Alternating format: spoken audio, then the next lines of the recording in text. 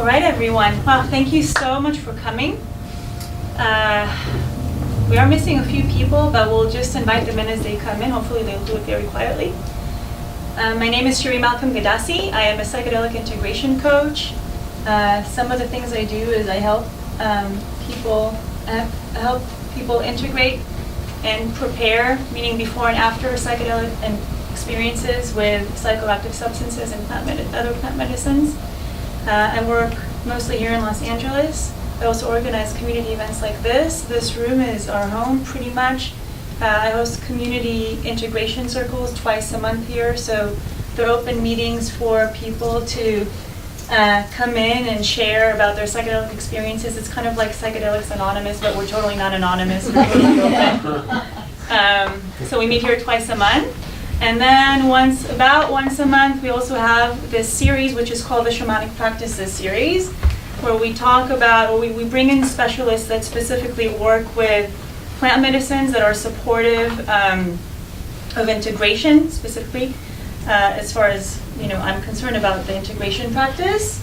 And today is very special because our guest is not local, Javier Regueiro. Regueiro. Regueiro. Regueiro. I know. Try try saying that on Ayahuasca. Oh, actually might be easier, actually.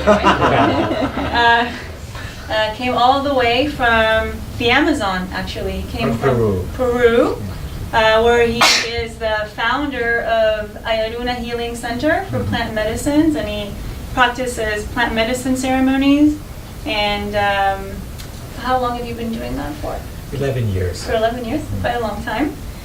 We were very fortunate to have been introduced by a mutual friend who's not here tonight, unfortunately. But we're just very glad to have him here. It's such a beautiful opportunity. He will tell you a little bit about himself, and we are going to talk about the shamanic practice of plant diets, working with master plants to enhance our spiritual, physical, and mental well-being.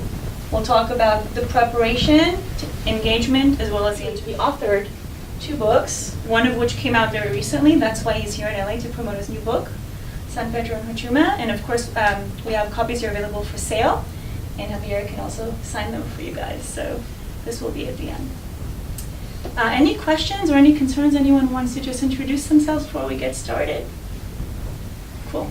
So is the air fresh enough for you guys, or you need a little bit? It still feels hot. I'm going to turn down the AC a little more. And hopefully it'll work in just a second. Hi, come in. And without further ado, I want to welcome Javier.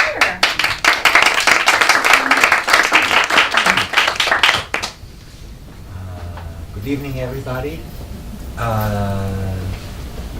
Thank you for being here. Thank you for taking the time to be here. Thank you for driving all the way here. Thank you, Cherie, for inviting me to speak here. Thank you. And thank you to Kathmandu for having us.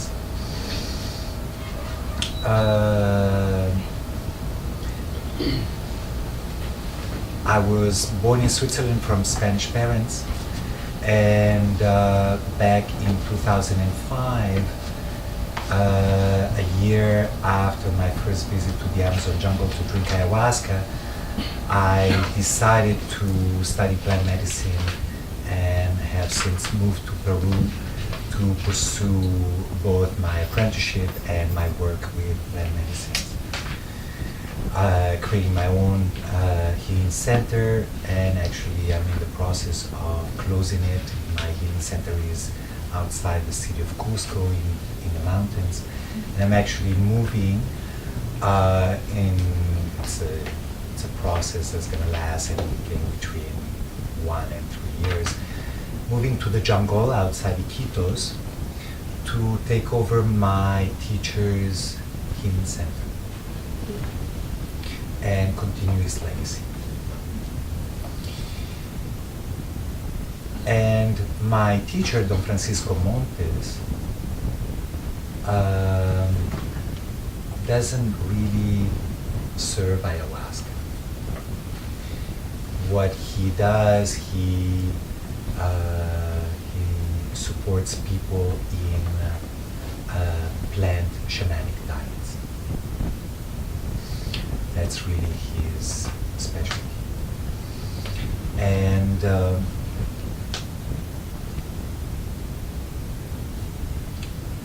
shamanic plant diets are, by the way, everything I tell you is just my viewpoint. If you find it useful, great. If not, just dismiss it. Shamanic plant diets in the Amazon are engaged in for personal healing as well as for learning. In both cases, the process is identical. Just what changes is the intention, the goal.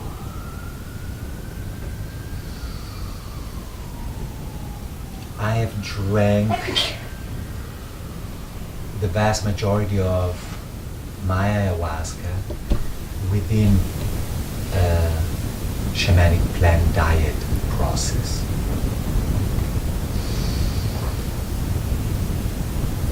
And the diet process is the most powerful process I have engaged in so far, and I've been around the block a few times, like most of them.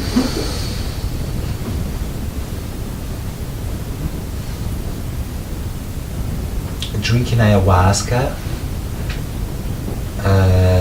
and the diet process are often confused in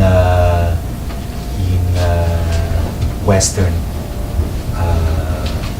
circles.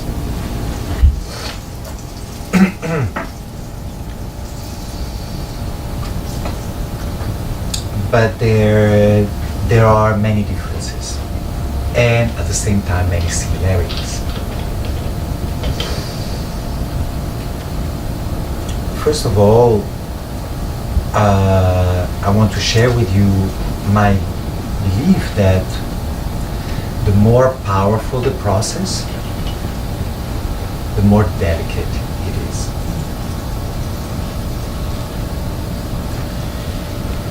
The more powerful the process, the greater care in preparation, the greater care in support as the process is unfolding, and the greater care and challenges in integrating that experience. Say, for instance, I drink ayahuasca, and this is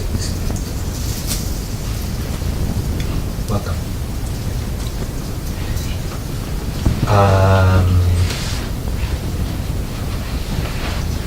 Now, say for instance, smoking DMT, even though some of the psychoactive agents are identical, is a much stronger experience. DMT is synthesized as a concentrate. It's a concentrate, and therefore the experience can take us much, much further.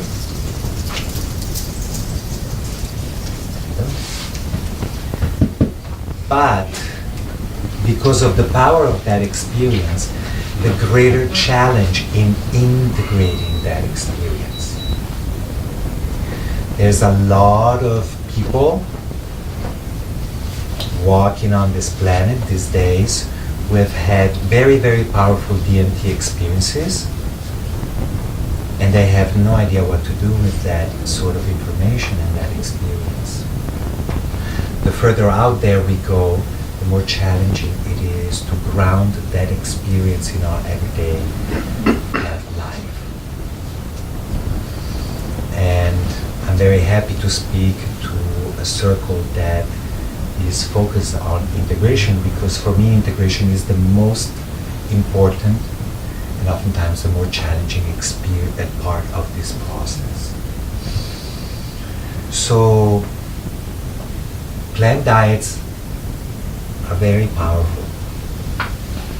And therefore, as we sign up for them, we need to be aware of what we're signing up for and make sure that our support system is solid enough before, during, and after.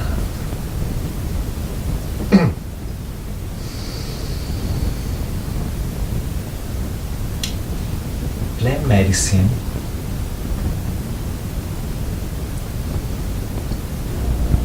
is plant medicine. Please come in. Meaning,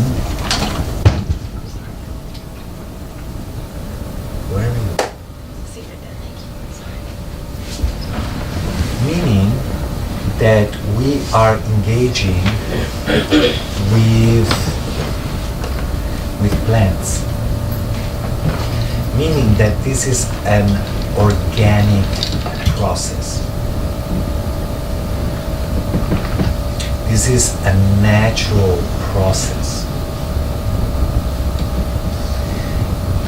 It's a process that has deep wisdom. It has, first of all, the wisdom of the plants we engage with, and then it has the wisdom of hundreds, possibly thousands of years of careful experimentation and exploration.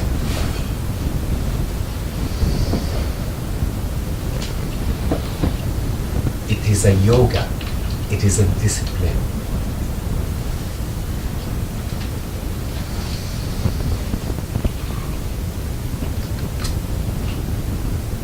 Our Western mindset that is always focused on effectiveness, on results, and the best way and the fastest way to get what we hope to get is very insidious, because we knock at this door we long for, we are hungry for whatever wisdom, whatever healing is available within an ancestral tradition. And within 2 days, we find ways to improve upon it, to take out the uncomfortable parts. Say, for instance, you know what, that puking on ayahuasca, that's kind of uncomfortable. I think I'm just gonna smoke DMT. I don't even have to fast. It's fabulous. This attitude that we carry as Westerners is very pervasive. Oftentimes it is unconscious.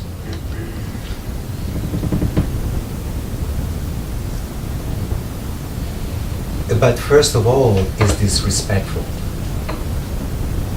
We knock at this door, we come in as guests, and before we know it, we set up the rules of the house, or break them. Because as white people, or sort of white, we just know better. Don't we?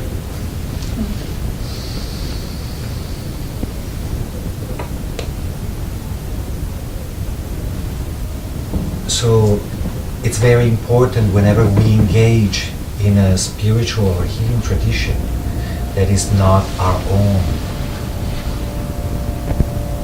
to be respectful. And whenever we find our own arrogance, our own I know better attitude resurfaces, to notice it and to put it to rest,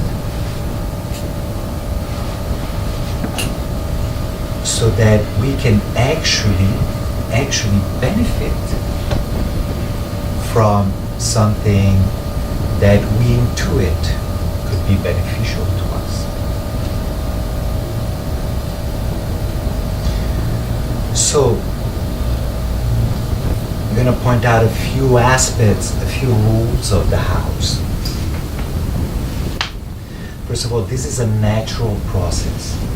It's a natural process that is aware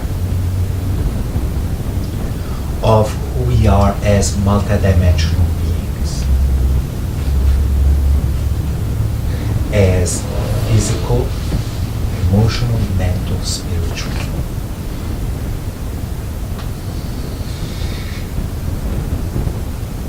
When I moved to Peru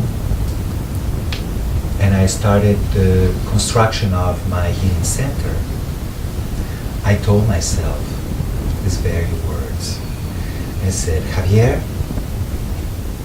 until this place is completed, you can forget all about your lofty spiritual aspiration.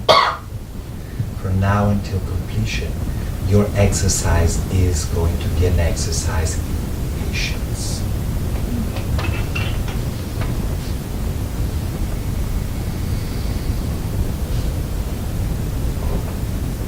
We all struggle with that one, right? And yet, patience is a virtue that we either start practicing voluntarily and with humility, or that's gonna kick us in the ass. In my work over the years, I increasingly value the importance of timing in this process, because there are certain biological, physiological processes that cannot be speeded up, and actually where time is of essential importance.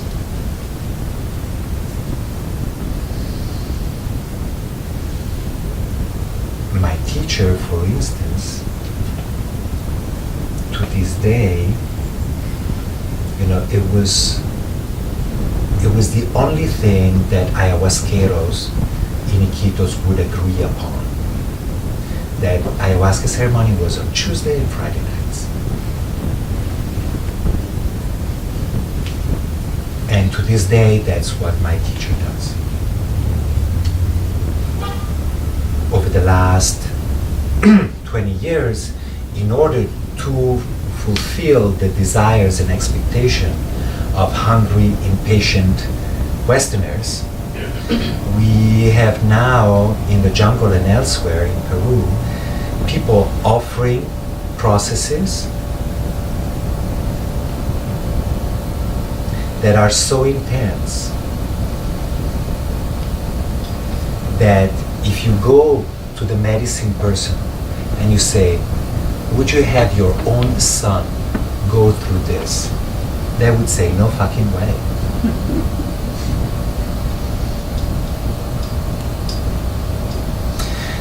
They do this because that's become their livelihood in an area where scarcity is an everyday reality.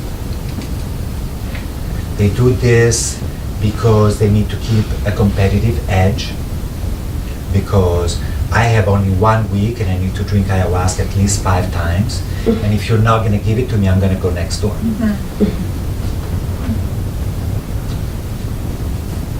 And yet timing is essential.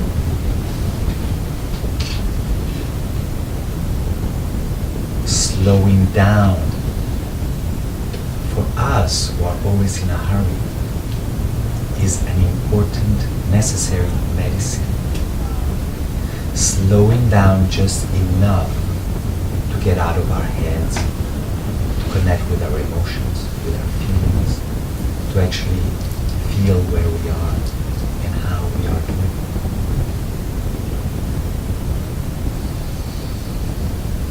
So timing is essential. Patience is essential. It is for this reason that I've never bothered to take anybody through a diet for less than 3 weeks. For me, a diet with any single plant less than 3 weeks, you're being sold an empty box. And I'm going to explain why.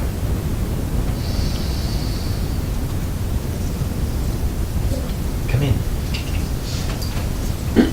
I apologize. So it's great. You know, oftentimes I meet people, they're coming from the jungle. Yes, I did a diet, 1 week, 3 trees. I said, which trees? Oh, I don't remember. Okay, that says it all.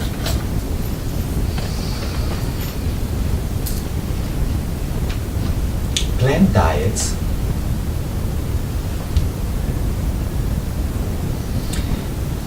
come from a very important assumption. The assumption is that everything is alive. Everything has a unique energy, an energy that expresses itself in unique ways with a unique flavor.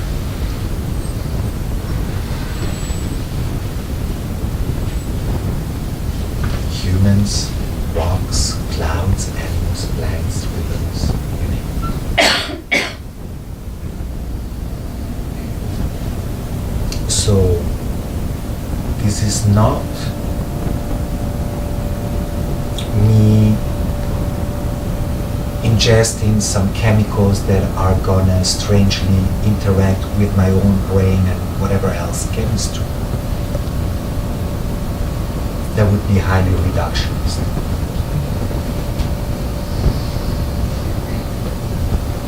This is actually a meeting, a connecting, a merging, a dancing of our own energy with the energy of a plant.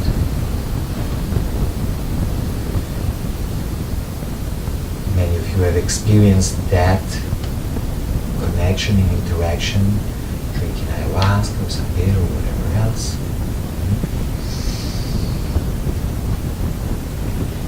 With plant diets, the process is the same. But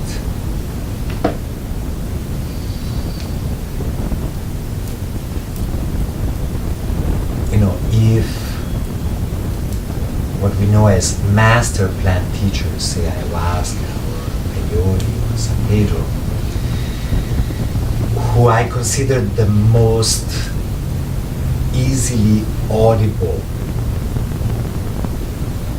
plants, and they're really the spokes plants of the plant kingdom to us.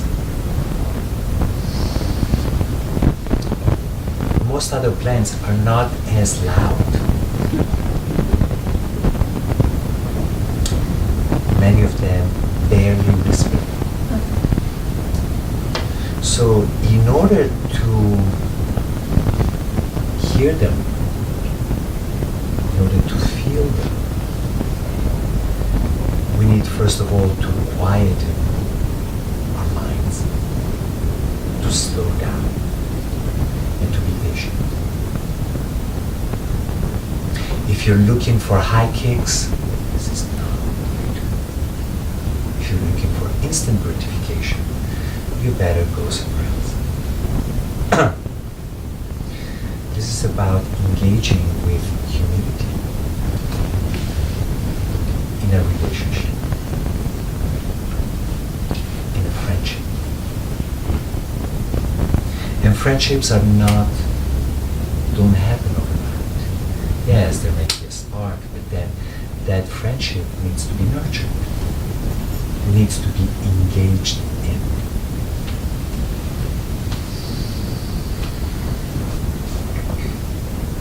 And that takes time.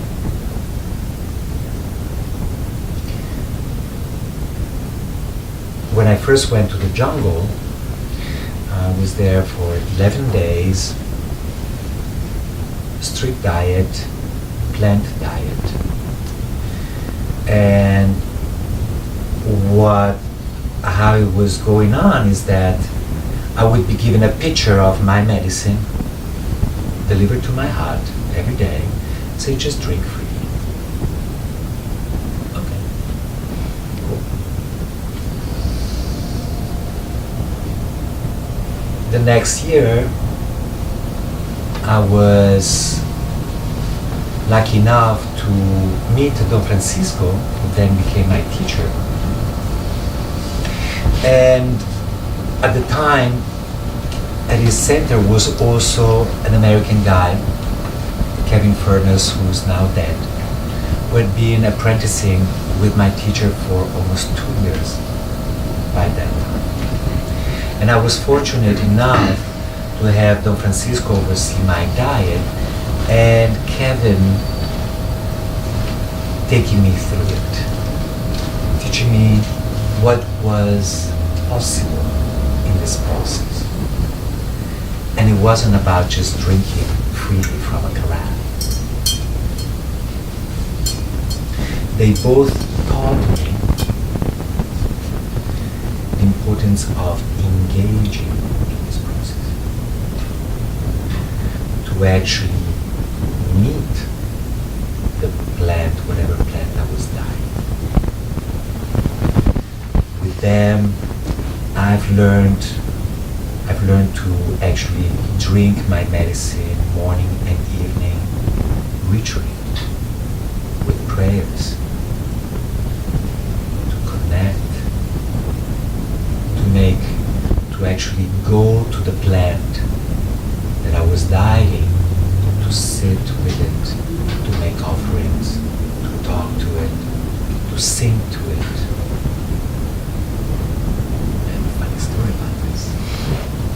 When I returned to my teacher's place to begin what was my apprenticeship, soon into it,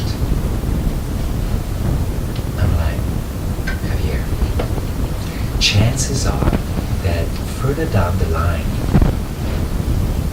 you're gonna look at all this, at you talking and singing to this plant and making offerings of tobacco. Totally ridiculous. So you know what? Just enjoy it. Enjoy it. Engage, enjoy it, so that you're gonna have no regrets.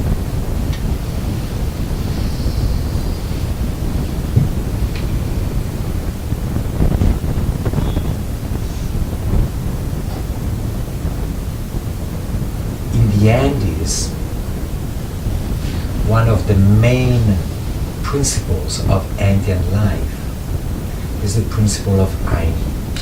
It's a Quechua word that translates as reciprocity or mutuality.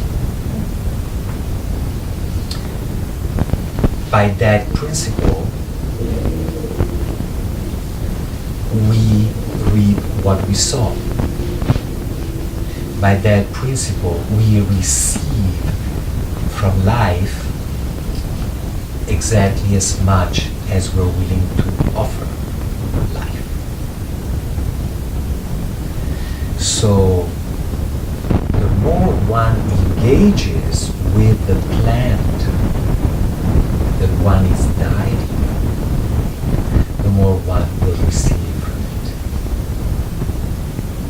So the less distractions, the more space, the more silence, the more focus for this connection to unfold.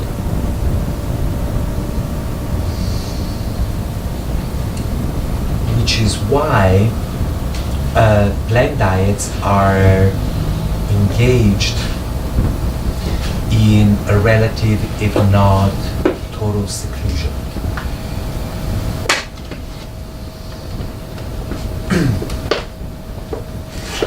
Usually, traditionally, people would simply go out into the jungle by themselves and just deal with it.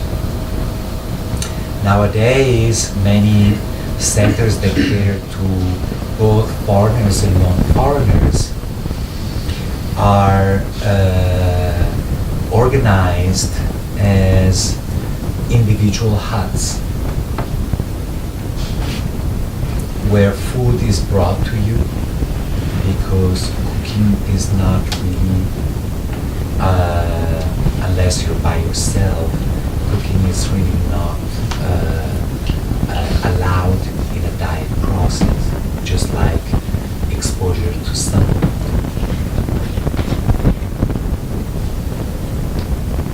And people are invited to spend as much time by themselves as possible.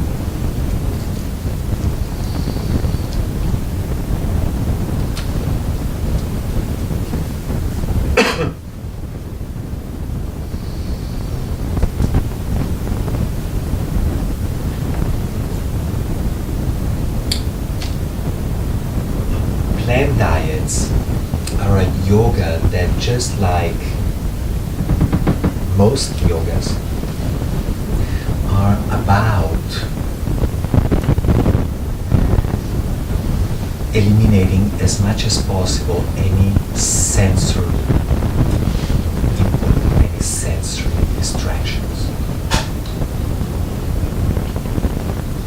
Light, noise, music, even movement. A big part of it is the proper food diet.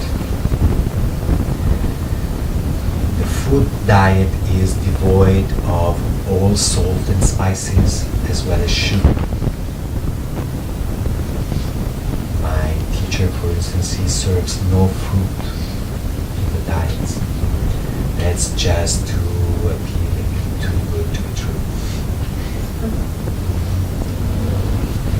So what we're doing is we are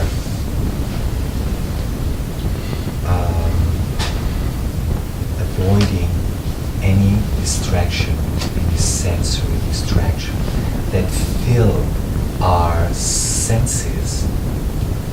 They fill them to the point that our more subtle antennas are clogged.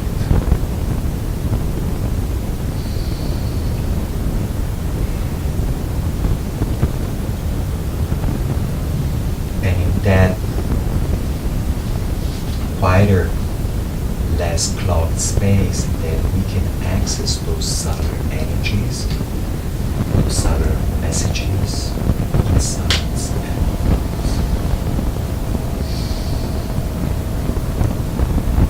That the avoidance of chatter that is just meant to distract us, of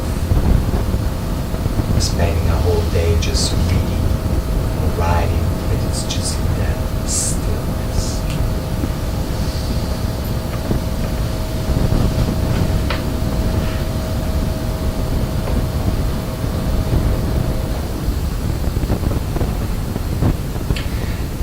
In the process of plant diets,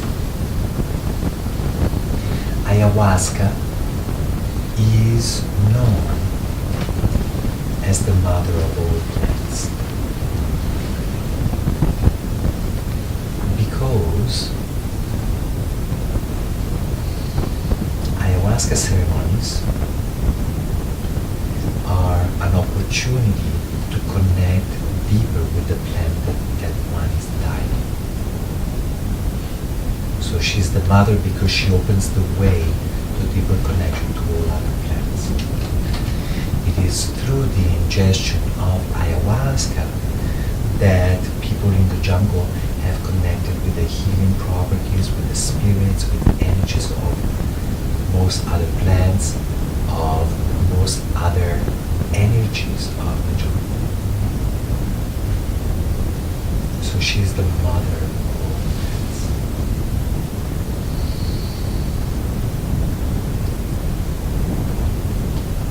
So when we drink ayahuasca in a plant diet process, course, we are engaging with ayahuasca. And most importantly, we are connecting with the plant.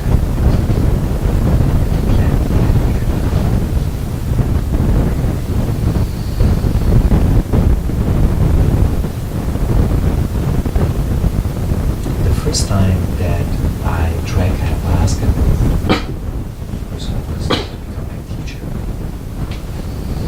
there were there like 7-8 people who had been there anywhere between 2 weeks and 2 years.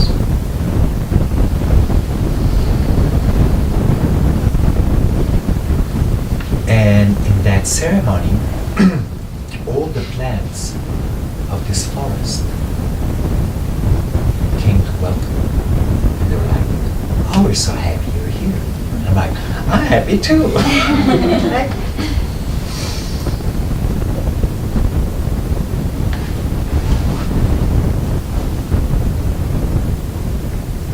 In the diet process, in the songs, we not only call the energy of ayahuasca, but we call the energy of all the plants that people present are dieting.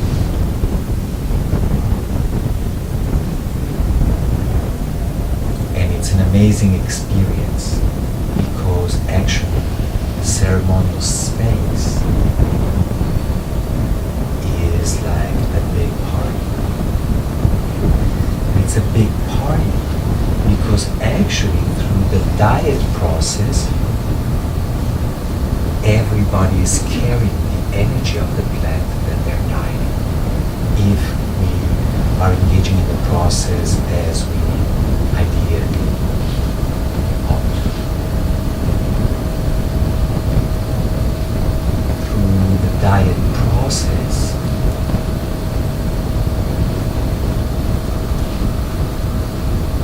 we integrate the energy, the qualities of the plant that we're dieting within ourselves. And they become lifelong friends. For instance, I carry energy of all the plants that I've dieted. So much so that I can share it energetically with people in ceremony and outside of ceremony.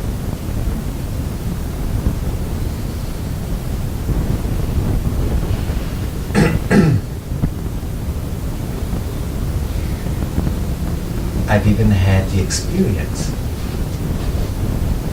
This happened 2 years ago. I was dieting a plant, but I was spending a fair bit of time with my student. We were both there as participants.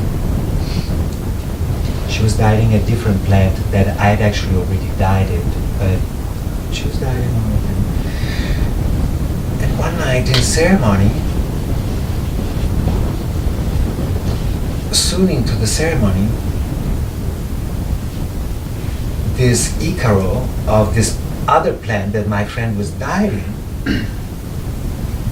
an Icaro that I just heard once, just started going in my head. So much so that I asked my teacher, I said, "Can you please sing it?" He didn't. What happened was, that night, this other plant, not the plant that I was dieting, came and started a very, very profound healing process right here on my belly. She started, and then at some point, this other tree came in. And then this other plant came in, and finally I was like, "Well, you're all welcome, just do whatever you want." Such is the power. Such is the power. I mean, all of you, whatever medicine you have ingested in the past, you carry that energy. And it's not just that it's in your cells. That vibration has transformed you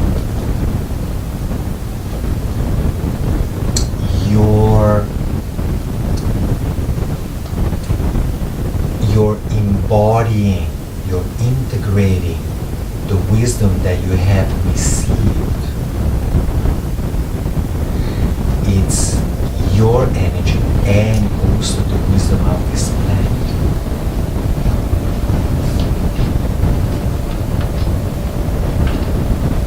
So we have cyborgs, but what are the ones who are like half human and half plants? What's the name? Should make a movie about it.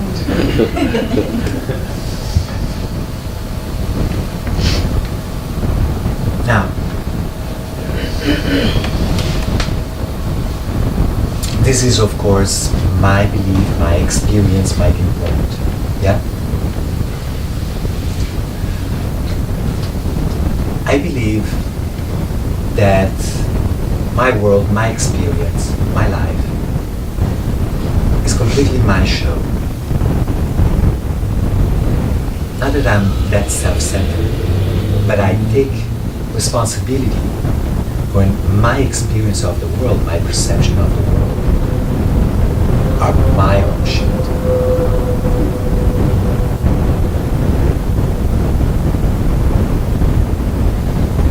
So, even though I deeply acknowledge the power of these plants and this process, I always bring it back to me. And in that doing,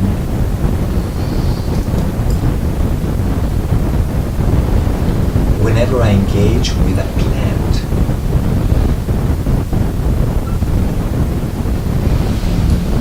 my experience is that the plant is actually mirroring back to me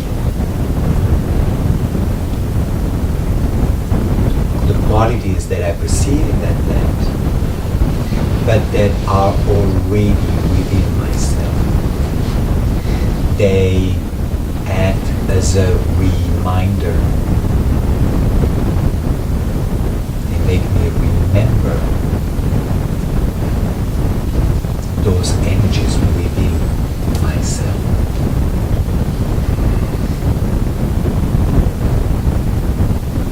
They don't give me anything, even though,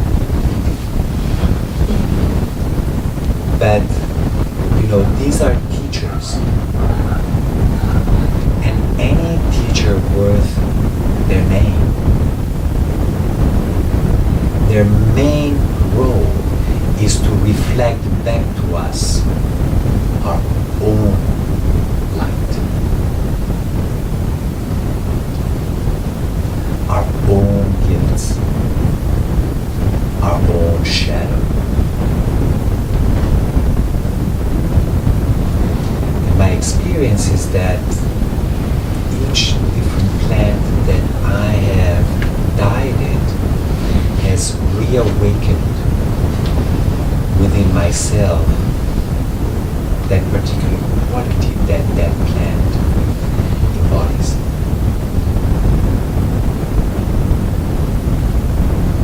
Does that make sense? Yeah. It's an amazing process. When people come to me for a retreat, I speak about the medicine and the ceremonies, I work a lot with intentions. I actually meet everybody individually before each ceremony to speak about their intentions.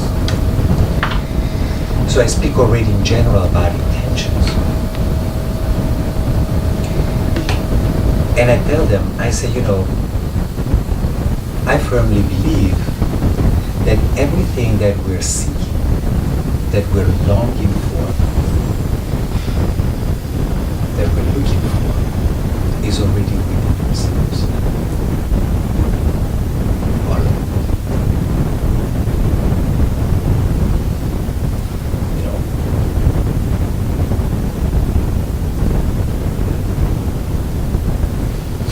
So, I say for instance, well, maybe you're here because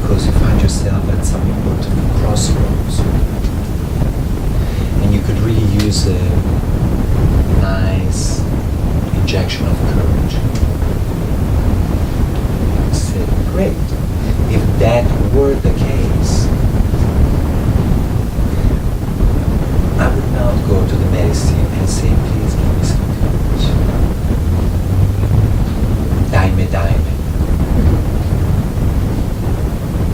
I would ask, please help me let go of whatever prevents me from fully stepping into my courage.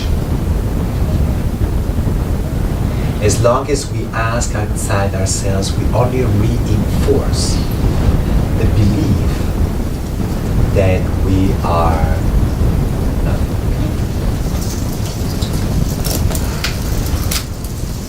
It's okay. It's okay. I think we need to ask him if he's agree on the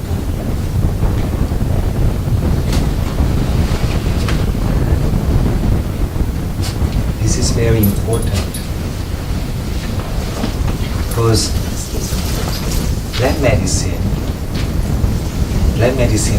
is an ancestral discipline that is no different than any other spiritualism. And any spiritual discipline worth its name is all about supporting us in remembering our divinity, our own innate perfection, despite the paradoxes and challenges of the earthly experience.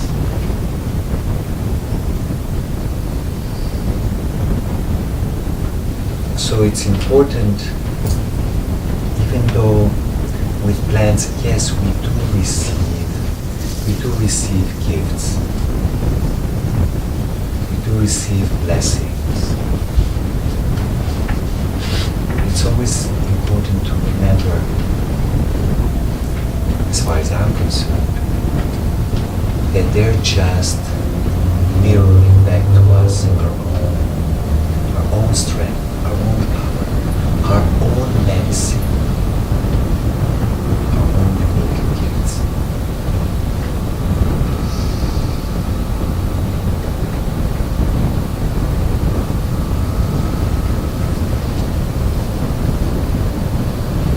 Plant diets, just like ayahuasca, is primarily a purificatory process. It's a cleansing process. That cleansing process is always going to happen on any levels that we may need, not wish for. It's important to remind ourselves when we get a little too whiny and complaining that this is medicine, that this is not a place for our egos to dictate how the process should unfold.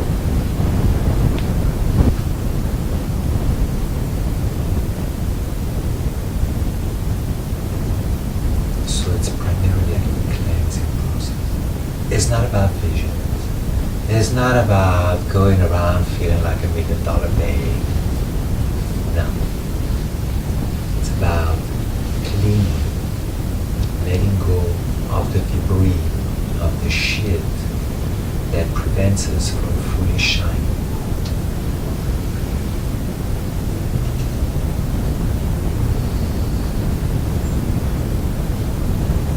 And the plants are the doctors. So when we go and knock at the doctor's office, and we make an appointment, and we're scheduled for surgery, we're on that surgery bed, we don't get up every 2 minutes and say, well, this hurts. Why don't you do it like this? You don't. If you start doing that, you get more anesthesia until you're completely out and out of the way, because some important work needs to happen. And it's not going to happen according to our wishes or expectations.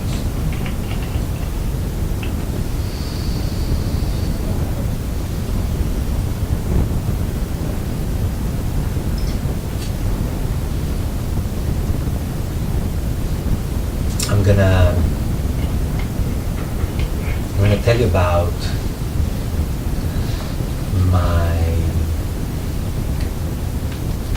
the beginning of my apprenticeship. Now, my teacher didn't really know it was the beginning of my apprenticeship. But I visited him earlier in the year, and I was like, you're the one.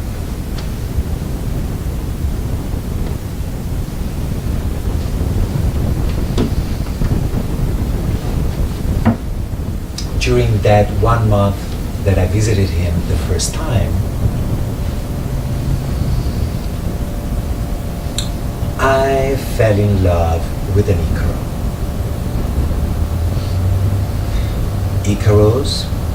Icaros are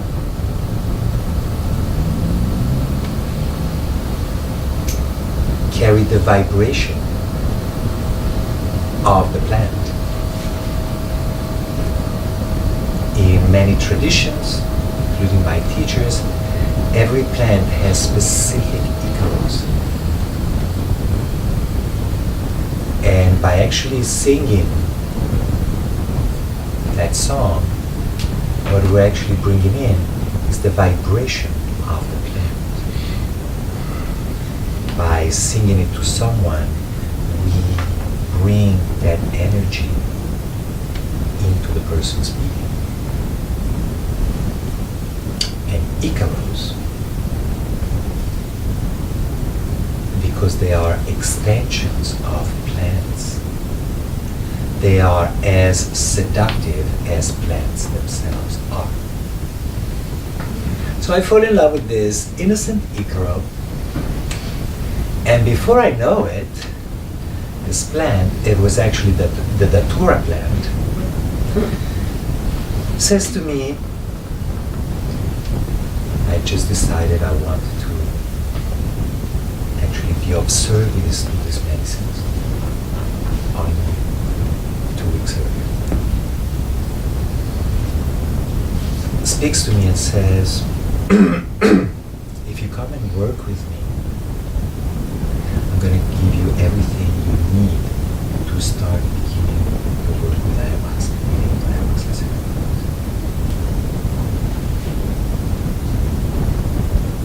Very seductive.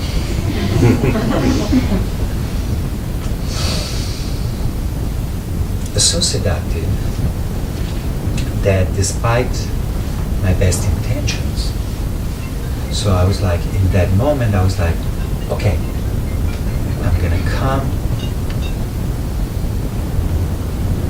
but I'm gonna come next year after the rainy season. Okay? Let me go to Mexico, this and that, and then I'll come back. I promise. And I was sincere. I left the jungle every time I would drink anything mind-altering. The Datura was like, so when are you coming? When are you coming? Like I told you, April, May at the latest. Every time. Well, I don't know what happened, but December 1st, beginning of the rainy season, I'm in the jungle to begin this diet that I knew would be at least 4 months long. Like I said, the more powerful the process, the greater care. Now, say for instance, the Datura is a very, very powerful medicine.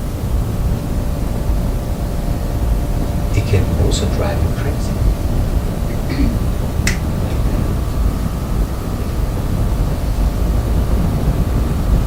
That's why the Datura plant hates daydreamers, curious ones. They have nothing better to do and they just take some seeds and they ingest it. They go crazy for 24 hours with a visit to the emergency room, and then they're spat out without any single memory of what happened, except everybody else around them telling them what fools they were. So I knew that this was going to be a long, long diet. I go, we sit in ceremony, my teacher checks with the plant, and actually the diet as it was revealed to him, because of course we're all unique beings with unique needs. So, ready-made formulas don't really work.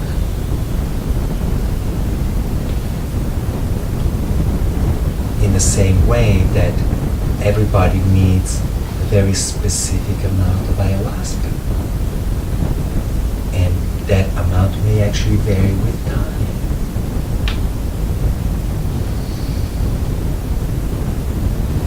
Because one of the principles, the goals, but also ruling principles of any spiritual path is about being in the moment, making no assumptions, letting go of any schemes, of any preconception, and just being as much as possible in the present. I've had so many people coming to me, they drank ayahuasca before elsewhere, and I give them my medicine, what I feel is the right dose, and I usually drink more than that. No two ayahuasca brews are the same. Plus, you're not the same person that you were the last time you drank ayahuasca. How can you tell? Trust me. I know what I'm doing here. Sort of, kind of. Yeah. Maybe if you want more, good. I'll give you more. Don't worry about it. It's good. Oh, that was perfect. Oh, yeah, right. Okay, good. Next. So, he checks in ceremony about my diet process. And the diet was revealed to him. It's very beautiful. Very beautiful.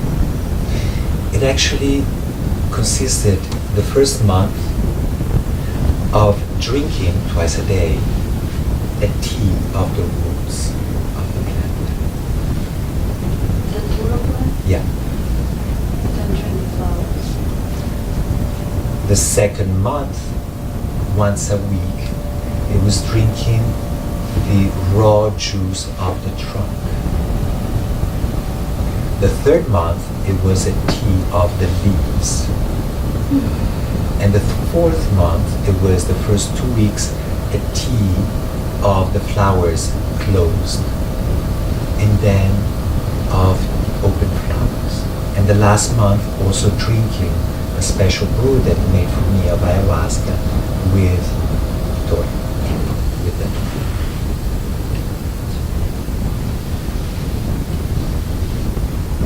Doesn't it sound amazing? Yeah. It was shite.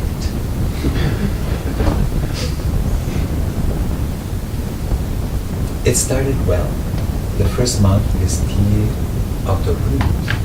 Roots are used in Amazonian shamanism primarily for cleansing processes.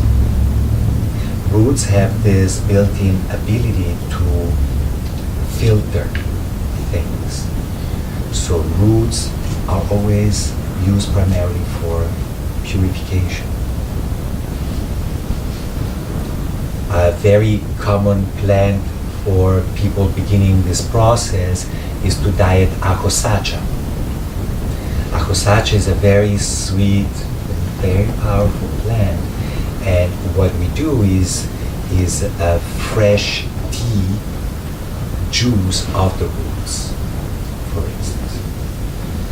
So I'm starting this process, and it's nice. During those first 4 weeks, what I feel is that the plant is polishing me like it's polishing a crystal.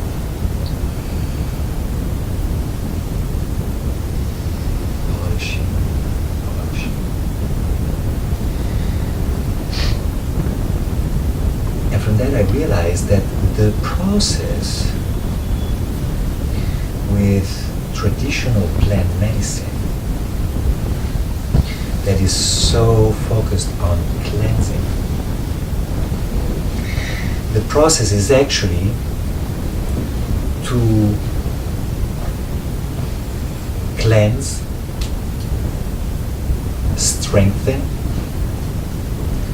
and also keeping flexible, supple enough the cauldron of our own being.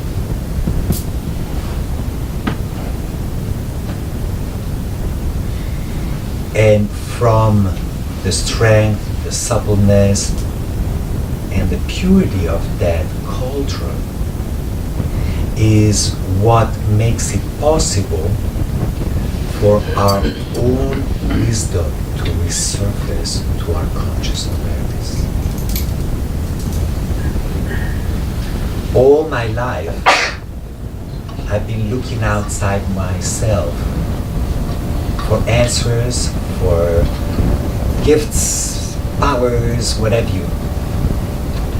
And I read plenty of time that everything is already inside of me. I guess I didn't believe it really. So I kept looking outside myself. And in that very beginning of my apprenticeship with the Datura diet, I experienced the truth of that idea. That it's the diet process, the medicine process, is one of preparing our own cauldron so that our own wisdom can resurface. Can resurface and can actually be held by our being. There are people who have fortuitous, amazing experiences, particularly with psychedelics, plant medicine, but also through initiations, sometimes just through a yoga practice. And they're catapulted into a state of awareness that, as powerful as it is, they can't really hold.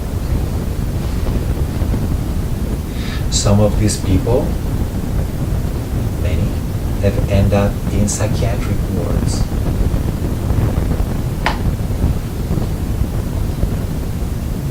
Others go into complete amnesia, like they don't even remember. Their consciousness is so unable to hold that awareness. And many others turn into messianic fools, completely delusional, going around wanting to save the world. I'm the second coming of Jesus, as if Jesus coming once was not good enough.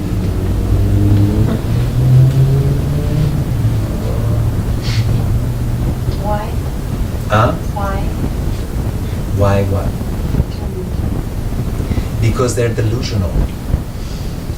They're not able to actually hold that awareness. It's like they had the experience, but they missed a few steps. Their being, whether it's physical, emotional, mental, or spiritual, their cauldron is not ready to hold that awareness. Still protecting it. Huh? Still protecting it. Well, it's just not time yet. You know, we now are able to have access to spiritual processes and medicines that actually traditionally require years of just cleaning the toilets. There was a whole process of actually preparing the character to cleanse the purity of the heart, the humility, the patience that are very important later on along the journey. We are speeding up a process that can only be sped so much. And even when we speed it up, there are never any shortcuts. And there are no extensions.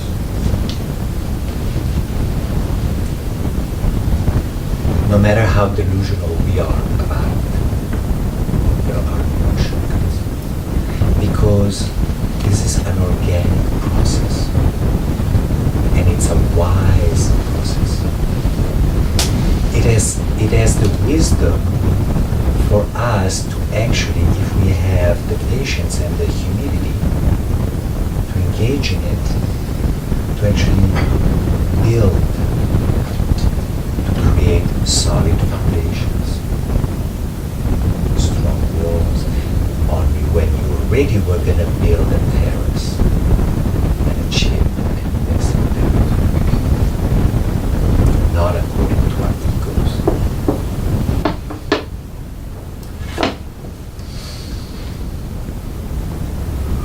So this was a very powerful experience that first month. But I say it was shite. Because as I keep starving myself and puking, I couldn't help. When I first received the invitation from the Datura plant, I couldn't help but create a Hollywood movie of what that process was going to be. And I was going to be seeing energies and these and that.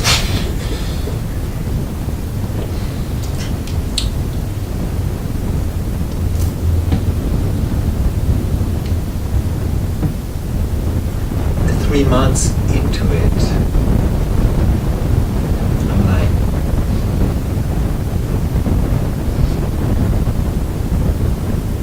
nothing much is happening.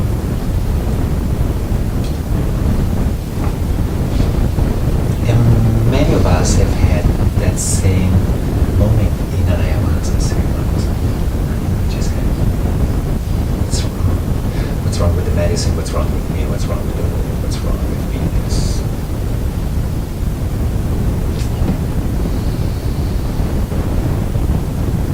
It turned out that what I really needed in order to begin doing my work with Ayahuasca was a serious taming of my ego that had no glamour whatsoever. It was about patience. It was about trust.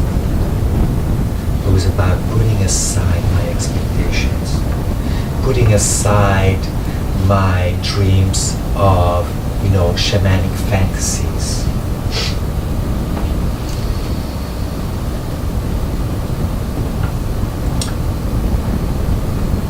But I continued eating this crap food that I was served every day. I continued sitting in ceremony with my teacher every Tuesday and Friday night. I continued drinking by myself every Sunday night. I continue losing weight. Every now and then, I continue losing my faith that this was actually beneficial, that I was getting what I was coming looking for. And it was only towards the very last 4th month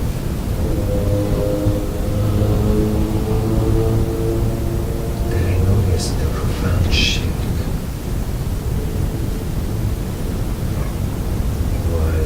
had been actually unfolding all along. And I could only notice that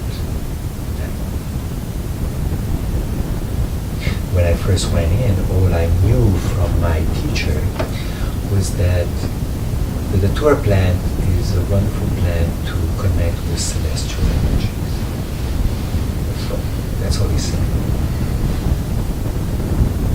And wow, after 4 months, finally this heavenly celestial realm started, that fog, that my own fog that prevented me from connecting with it started dissipating.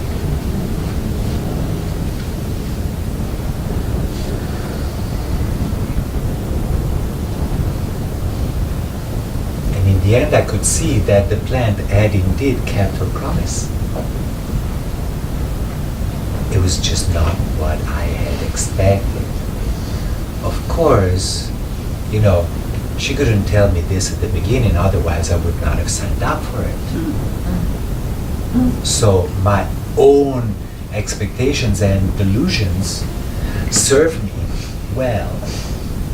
Because they say, no, you're gonna be just, this was gonna be boring for 4 months. I would have gone to Mexico.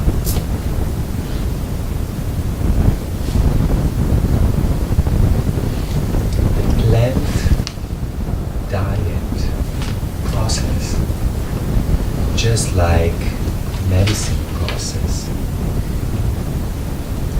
is a deeply mysterious one. It's as mysterious as the great mystery that we are.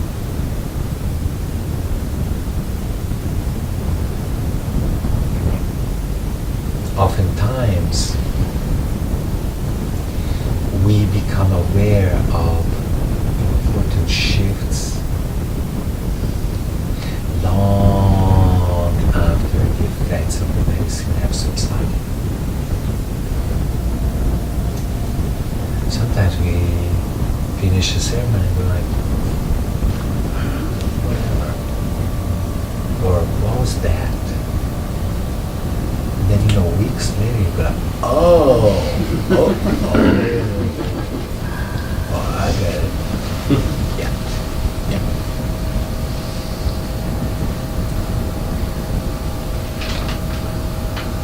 The ways of the spirit,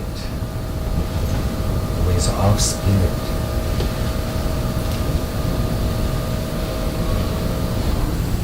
have a logic.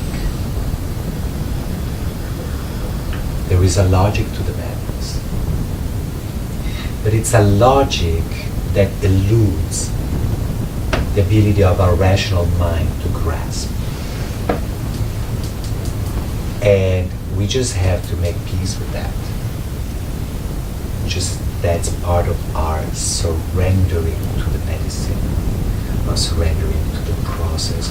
We have to surrender sooner or later our attachment to understanding. When we let go of that attachment to understanding rationally, we make the space for a deeper understanding, for wisdom. For the wisdom of the universe to reveal itself to us.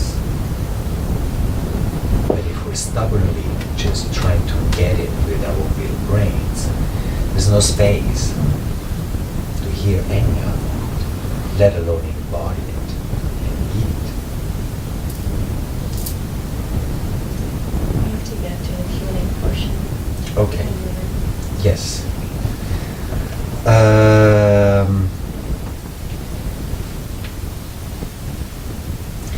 Last but not least, very important to remind ourselves that for us to engage in this process, whether it's an ayahuasca ceremony or it's a plant diet, is a privilege. It's not a right. It's a privilege. It's a unique blessing. And it's important for us to let go of our consumeristic attitude, our ways that more is always better, of our expectations, and to always honor that privilege, to meet that privilege by showing up as with a pure heart and with an intention to make the most of each drop of these medicines. To show up and to make the most, so that these plants are giving their lives to us, and they do it generously, provided we go to them with respect, with humility, each and every time. So I encourage you to show up with that maturity each and every time. If your heart is not fully in it, stay home. Go to a movie. If you see someone around you and you can feel that their attitude is not, these are sacred medicines. If their attitude is not quite mature enough, if they're taking the experience like they're on the playa at Burning Man,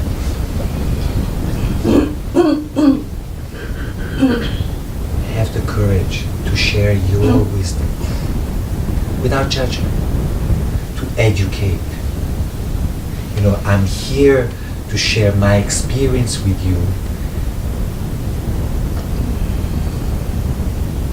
to tell you that it's possible for you to do the same, to share your wisdom with the people around you. Don't shut up, because in sharing your wisdom, you're actually sharing the medicine that you carry within yourself.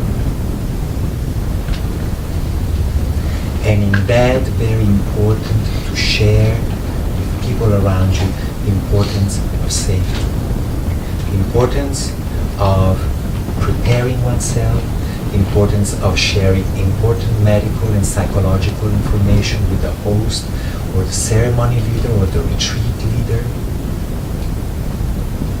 because we co-create safety. Safety is not the responsibility of the leader. That was last millennium's motto. And we're no longer in high school. Yes, we've all had problems with authority that oftentimes prevent us from acting as adults, as responsible adults. These are sacred medicines that ask of us to grow up, to act with discernment each and every time. And as part of that, I invite you from my heart to share your wisdom. Whenever you feel that people are not getting it. Yeah? Tracy does the work, it's just noise. Can we turn it off, please? That's my wisdom right now. Maybe the air is blowing from above you, you can't really feel it. No, it's nothing. Okay. Turn it off. Yeah. Maybe the I just want to thank everyone for just your patience for participating in a sweat lodge tonight as well. Extra bonus. Any questions? Yes. Can you speak a little bit about preparation, if we don't have the opportunity to do the plant diet, just in terms of the dieta and like how to prepare? Okay, very good. So first of all, the Amazonian model is a model that can be applied anywhere in the world with anything, with our own plants, with rocks. Yes. However,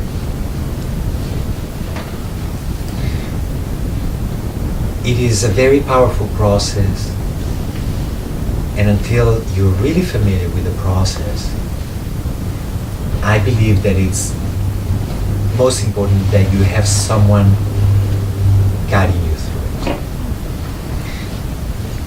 I don't encourage anybody to do this alone. As a matter of fact, years ago, and I wasn't exactly a newbie, I dieted a plant that it brought up such challenging themes for me. And my teacher was all over the place, basking in his own glory. And I stopped the diet by myself without even consulting him because I couldn't take it because of the lack of support.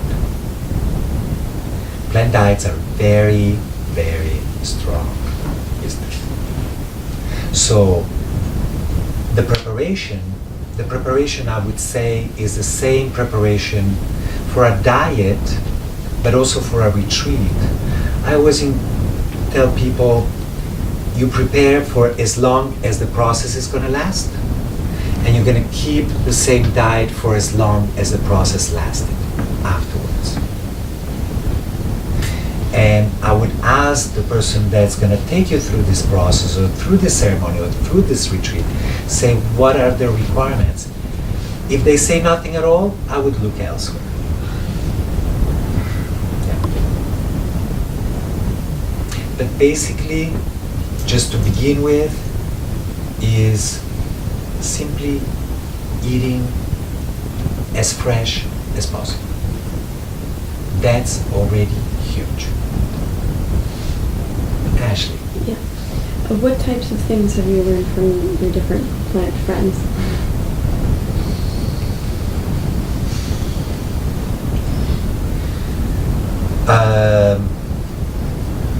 Everything. So, I'll make an example. I decided that I was going to move to the area of Cusco at 10,000 feet of altitude. Cold, not my preferred weather. So I went back to the jungle and I asked my teacher, I said, I want to diet the Chirisanango plant. Chiri actually means cold, so it's the cold plant. And it's believed, it's used oftentimes to re-regulate our inner thermostat. Yeah? I engaged in that diet for 4 weeks. And there comes the blessings of time, of what we offer to the process. After 2 weeks, it went deeper. The process went deeper. And actually what I received from it, the Chirisanango helped me let go of my emotional coldness. So after the physical, then it goes deeper. And it can go as deep as you care to engage in. Another thing, my last diet 2 years ago was dieting the Chakruna plant, which was the only plant in my brew that I had not dieted yet. My brew is fairly complex, it's like a medicine chest. And I went in and I said to the plant, I said, I'm not here for visuals. So the Chakruna is the one that contains DMT, that gives us visions. I'm like, no, I'm not here. I'm here for deeper vision.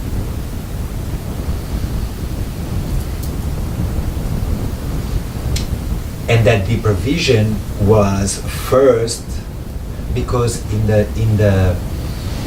this, I'm there to learn, but the way that we learn about the healing qualities of plants in a diet is by actually experiencing on our own skin that healing.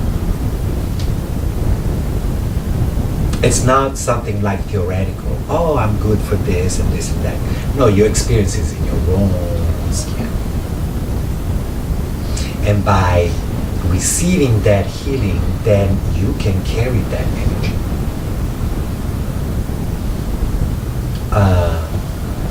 So that vision, that deeper vision, was first of all to help me look at certain important blind spots. And then the very last ceremony, I felt very complete. I received so much.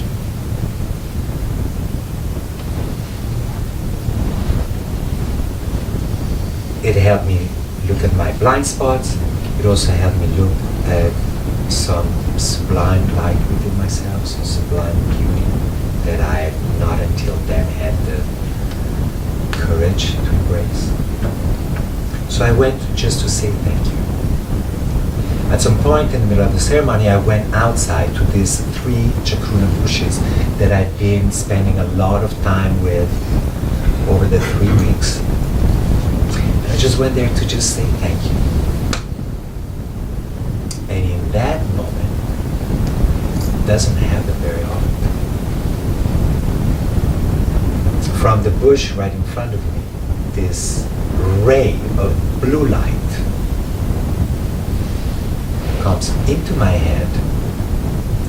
I can see my brain lighting up electric blue. Oh, like, oh shit. It lasted a few seconds. The vision stopped. And after that, I received the vision. The vision was without any visuals. And that vision has informed me to this day. It's never going to leave. It's an awareness, a deep awareness of the perfection of everybody's journey, including, of course, mine. So, One final question. Yes. would it be fair to say, or not fair to say, but would you articulate it like the purpose for shamanic practices is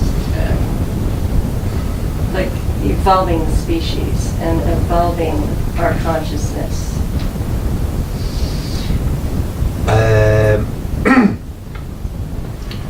Even though I believe that we are in a process of constant evolution, for me, that evolution, that journey, that exploration,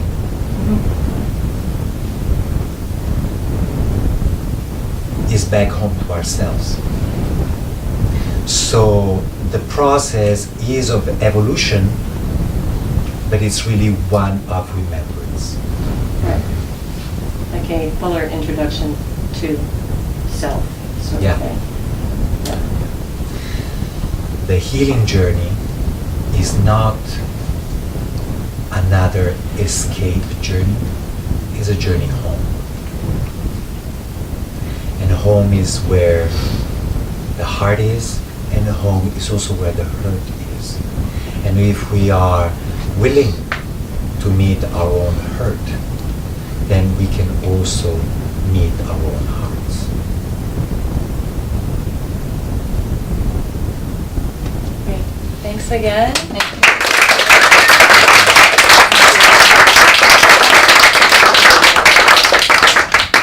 Thanks so much. And of course, I have a couple of announcements, and then Javier will have Yes. his. Do you want to say a word about your books for a moment before we wrap up? So, this is a book on ayahuasca. Many people who have read it have told me, I wish I'd read it before I first drank ayahuasca. So, I invite you to encourage people that you know are getting into this medicine for the first time to read it. They don't have to buy it, they can just borrow it. I'm not in it for the money, but to read it. Very valuable, very simple. Very simple. This book about San Pedro, in all humility, I'm very proud. I'm very proud. It's a very beautiful book. It has a lot of wisdom. It also carries the wisdom of this medicine. It carries the wisdom of the people and the land of the Andes in very simple ways. And it has, for me, the one of the things is that it's about dispelling very common misconceptions about what spirituality and plant medicine are about.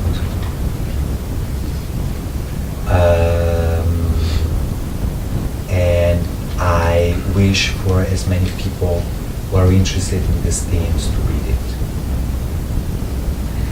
And they're both $20 each.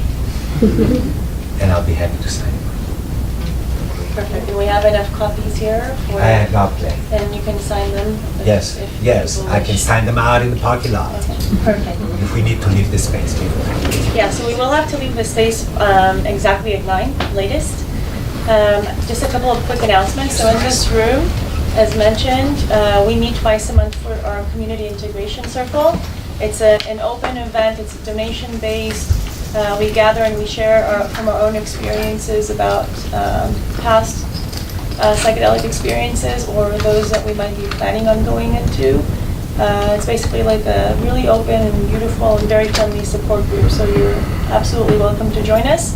To see the schedule, you can go on the Facebook page, the Psychedelic Integration Coach, or on the meetup group, which is called Psychedelic Experience Integration, and you can see the upcoming schedule.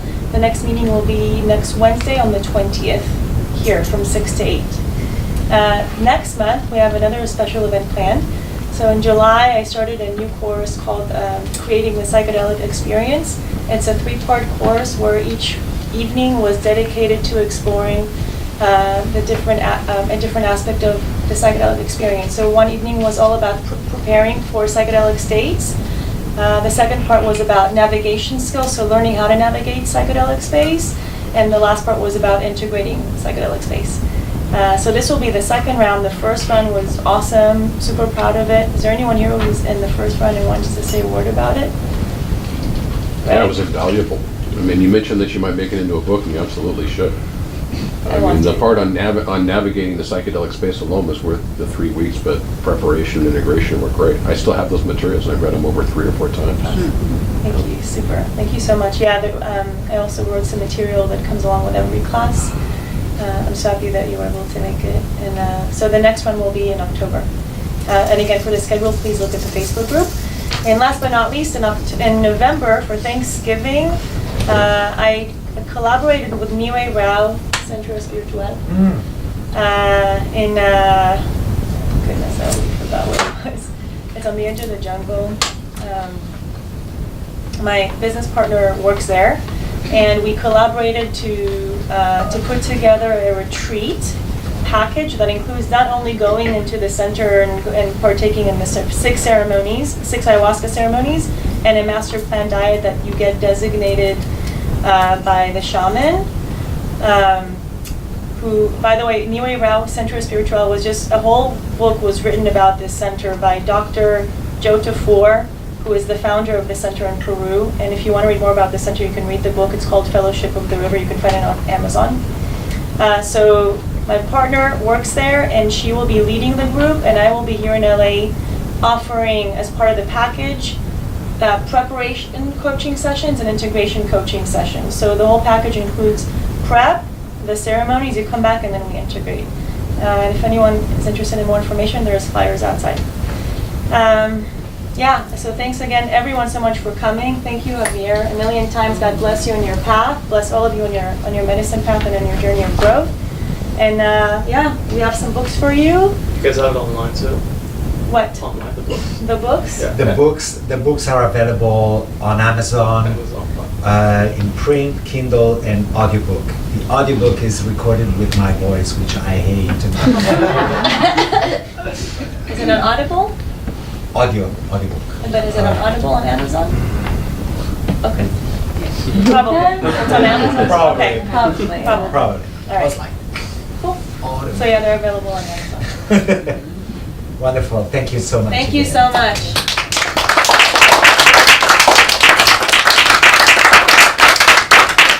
And it's